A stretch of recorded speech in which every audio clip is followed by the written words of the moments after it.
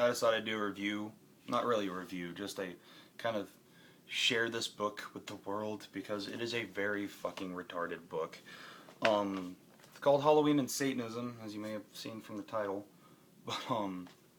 And the light's really funky, so I'll just kind of glare at you with it.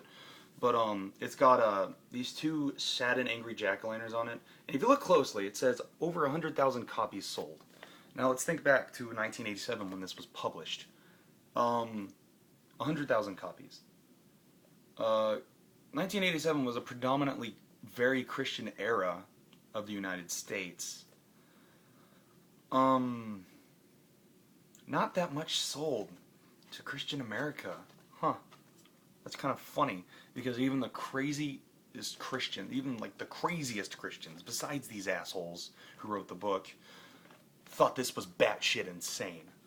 And it's written by two authors who are evangelists.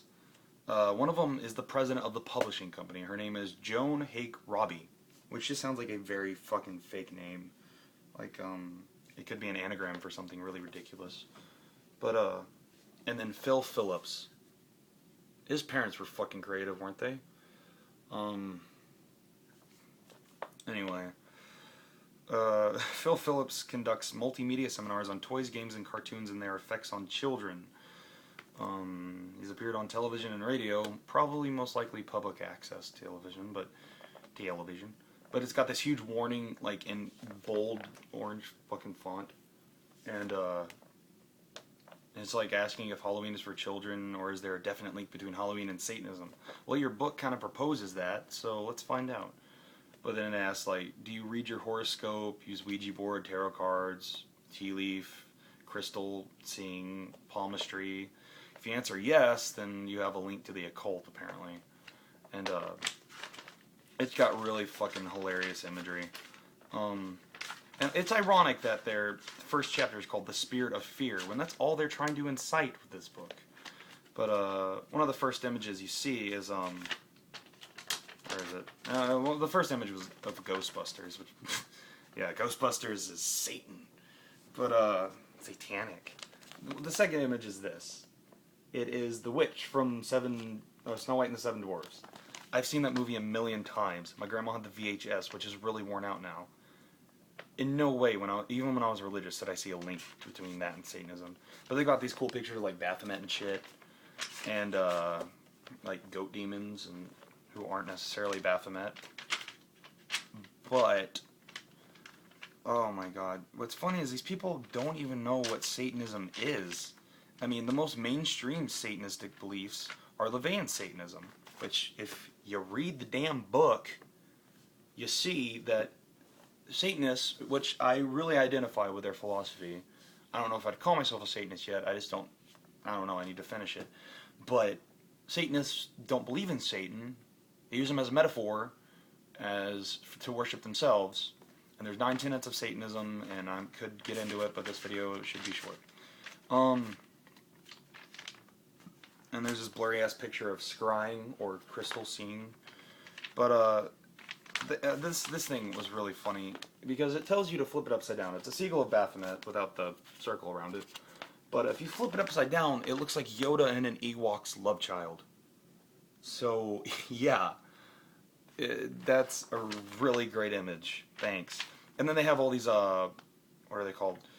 Hex signs. And they look really pretty. They've got birds and like unicorns and this weird bunny rabbit bird thing. But they look really pretty for, you know, supposedly being satanic. There's a chapter called Satan is Alive and Well. Black Mass and Black Magic. Okay, this one really gave me a laugh right the other day because I was like, I'm going to translate this. Because I noticed there's a Star of David, which you can't really see. There's a Star of David on his head, which I presume was in red on the original poster. The only poster I saw of it was yellow and black. And it didn't have that on top. But it's called the Eternal Jew. I think in some regions it was called the Wandering Jew.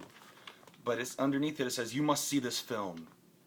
And their caption underneath it says, satanic symbol. I wikied this shit. It was a propaganda film from the 1940s made by Nazis. And if I remember correctly, Hitler was pretty, adamant about his Christian faith. if you've ever even read a line from Mein Kampf, or even just Googled his quotes, he talks about how he believed Jesus was speaking through him. Very batshit crazy person, much like these people. But it's just ridiculous. There's a chapter about necromancy, and not a chapter, it's kind of an insert in a chapter.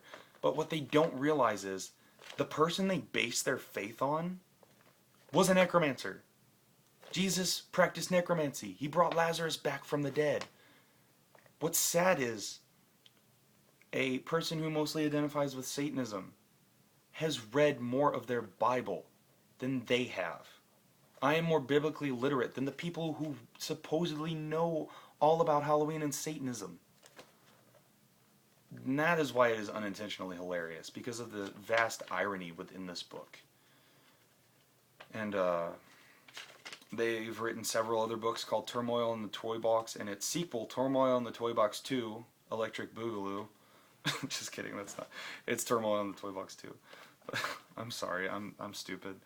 But it's how children play with toys, and the importance of giving a child toys that will enhance and play and encourage proper physical, emotional, and spiritual development. Not mental development, but physical, emotional, and spiritual development. And it talks about occultic roots in Hinduism and Zen Buddhism. Buddhism. God damn it. I was a Buddhist for a while. There's nothing occultic about it. In fact, most of Buddhism doesn't have a deity. These people are fucking stupid. Anyway, now that I'm getting angry, I guess I'd better finish this up.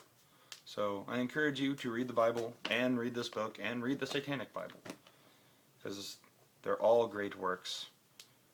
2 of them are fiction, and 1 of them is also silly fiction. So, with that being said, I'm out.